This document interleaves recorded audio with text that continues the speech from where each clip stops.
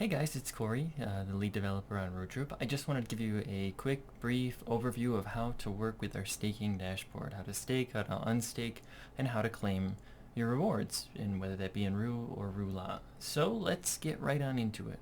So what we have here is the main page that'll load up when you go to stake.rootroop.com, with rootroop.com being the website they use to mint as well. So you see here we have all sorts of information. This is the main page that shows up when you get there. It's the dashboard page. It'll tell us things like the vault balance, which is how many funds, how many Roos are in the entirety of the vault for NFTX. Globally staked, which tells you the total number that are, the total value in Roo ERC20 tokens that's staked inside of this staking contract. Lifetime fees distributed is the total sum of all of the fees that have been distributed by NFTX to the stakers. To those that have staked in the vault, including those who are using this contract. The APR is an annualized APR. It's based off of the fees distributed over the course of 7 days with relation to the current value of a Roo and how much you would have gotten back from that Roo over the course of a year as is estimated. Liquidity provided is, this next row is all information about you and what you have staked. So liquidity provided tells you how much liquidity that you yourself have provided to the Sushi liquidity pool, or the Sushi liquidity pool. In this case here, I provided 16% of the liquidity pool. This number is just a useful metric because that means that you're going to get 16% of the rewards from the Sushi liquidity pool. That being said, the next section is inputs. That tells you how much you have put into the contract in this period. So that means that I've put in 2.666 Roo, ERC20 tokens, as well as 0.01289 ETH. That's all the stuff that has gone in since the last time I unstaked everything. Of course, last staked on makes perfect sense. Reward balance, that's the amount of Roola that you currently have in your wallet. Next yield is the amount of time until you get another dividend in Roola. Stakeable balance is just telling you what you currently have in your wallet that you could stake. In this case, I've got 16.15 Roo ERC20 tokens as well as 2 Roo Troop NFTs. We also have the ability to go to NFTX, right? That is where you turn all of your Roo ERC20 tokens back into Roo Troop NFTs. We'll get into a little bit deeper later, but that is a very useful place to go to select and cash out your Roo ERC20 tokens. The stake button we'll get into in a minute. Staked is just a section that tells you all of your current stake information, right? I've got 2.667 Roo currently staked, as well as 0.01289 ETH backing that.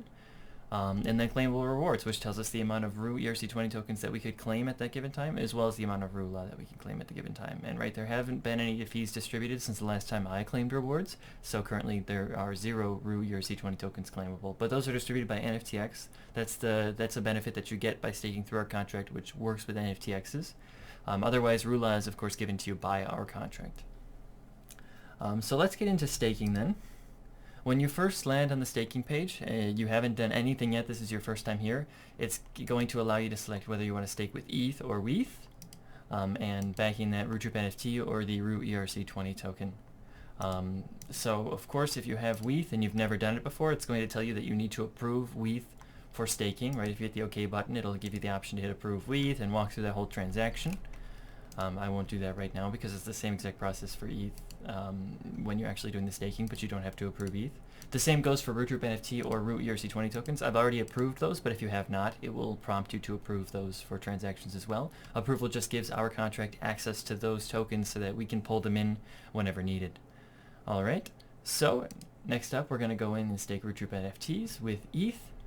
This is what you see. You see all the Roo Troop NFTs that you hold. I've got 30 and 31, as well as all sorts of information. So if I wanted to stake Roo 30, we'll walk through this process. So it says on the left-hand side here, pending liquidity. That's what you plan on adding to the liquidity pool, the stake that you plan on adding, which in this case is 1 Roo Troop NFT, right? If I selected 2, it would be 2. As well as the amount of ETH that you're going to have to supply to back that at whatever rate it says down here. And right, this rate is what's provided by NFTX. This is the current, this should be close to the current floor price on mainnet of the Roo Troop NFT. In this case, I'm on testnet, so it's not the current floor price. It's just whatever I set on the NFTX vault at the time. So that's what we have there.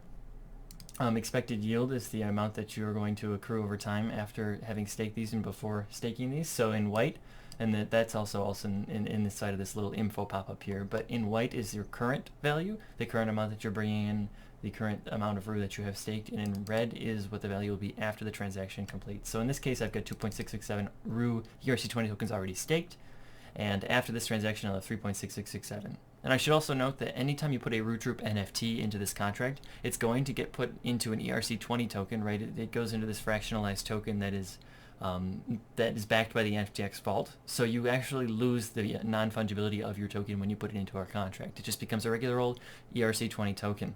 Then that ERC20 token gets held by our staking contract after a bunch of other steps. And so this is all that the staking contract ever really deals in is the Roo ERC20 token. The first thing it does is turn your Roo Troop NFT into a Roo ERC20 token.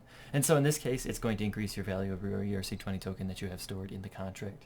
And your accrual rate is going to be, and at least on the mainnet, it's 10 Roo per week per NFT staked. In this case, my accrual period is a little bit shorter. It's like 60 seconds on the testnet, but on the mainnet, it's going to be 1 week. If you don't leave it staked for 1 week, if you don't leave it staked for at least 1 week, you will lose any Roo if you were to unstake. It has to be staked the entire period before you're able to claim that Roo.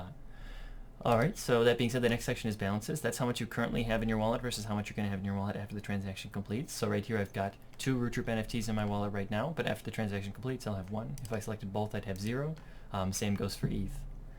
You have to do a couple acknowledgments just to say that you understand that you're going to be locked out, right? There's a 48-hour lock period on the staking contract after you stake on the mainnet. Here it's only 1 minute because this is on the testnet, but on the mainnet you have to wait 48 hours before you can exit your staking position. This just locks things up so that we know that you're going to keep it there. It keeps you from doing anything really rapidly, and it keeps you from keeps us from worrying about exploitations associated with flash loans and things like that as well.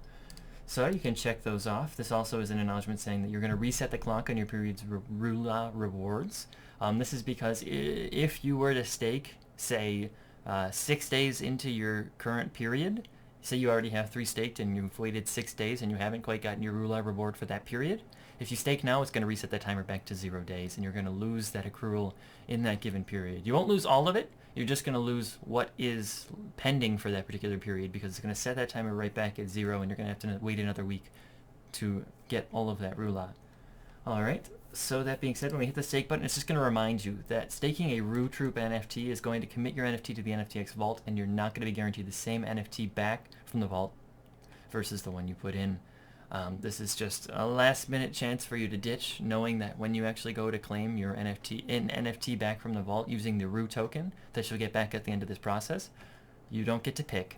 You can pick, provided that you do a targeted swap, but a targeted swap has a fee associated with it of something like 5% or something like that. So what you have to do here then is say you prove the fact that you're not going to be guaranteed it. You can go through, hit the confirm button. And then if you want to, you can view the transaction on Etherscan by clicking this button, right? This will pull it up on Etherscan and show us, everything that's running currently. Right, but we're not super concerned about that. That'll complete momentarily. This is running on a testnet, so it may or may not be quick. We'll find out. So there we have it. The staking transaction completed. It refreshed everything, and now we see we only have 1 left in our wallet. Alrighty. And say we wanted to stake then Roo, the ERC20 token. Say you went on SushiSwap and you actually purchased Roo using ETH. Right, there is a liquidity pool for this, so you can purchase it. People can enter our ecosystem using SushiSwap, purchasing the Roo ERC20 token. It has a cash value that's associated usually with, or should be close to, the floor price of the Roo Troop NFT. Alright, so when you get into this panel, instead of selecting individual Roos, right, this is a fungible token, so all you have to do is select in the slider how much you want to stake. So say I want to put in, 5.37. I make those acknowledgments that I still have to worry about resetting the clock, right, and the fact that there's a lock period. But I can hit the stake button, we can see, of course, all those values from before, hit the confirm button, and it'll run through that transaction. Right, in the meantime, while it's running, let's take a look at the dashboard. We'll notice there are some updates here, right? The vault now has an extra Roo in it, the amount that's globally staked, right? That just increased again because we just did a stake and that transaction completed, right? We see the inputs have changed to correspond with the values that we just put in. And we see now that our reward is going to be 90.415 Roola per period, right? This period's only 60 seconds, like I said, test net, but on the main net, that's going to be 1 week. You'll note that it says you're not going to get that yield until this period's over, and if you restake, that period will reset. We see our stakeable balance is updated, and of course we see the important section here, which is the stake section, which tells us what we have currently that we will get back when we unstake.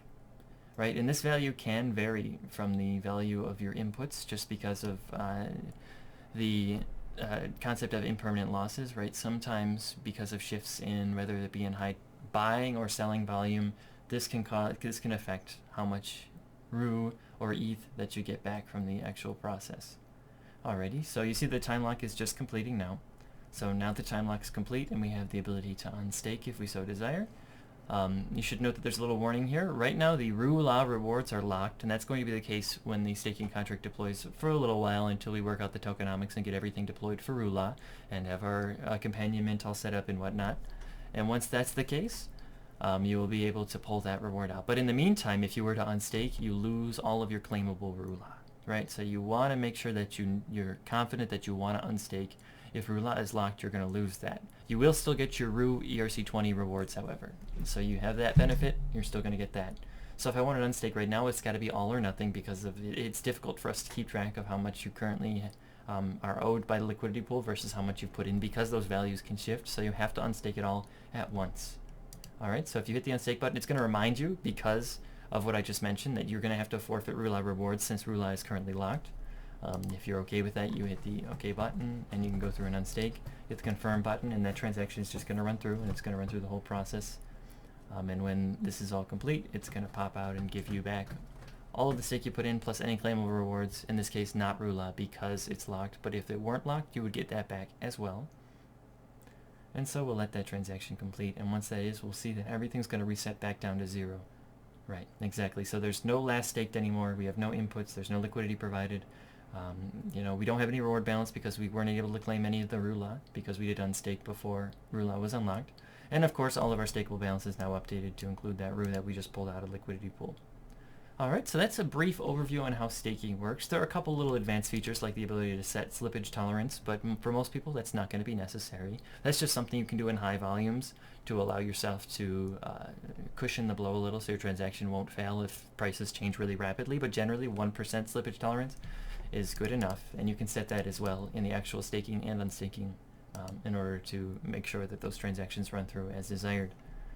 Alright, so that being said, that covers really everything that has to do with our staking dashboard. I hope that you guys enjoyed the staking functionality. Go wild, and Rudy Roo.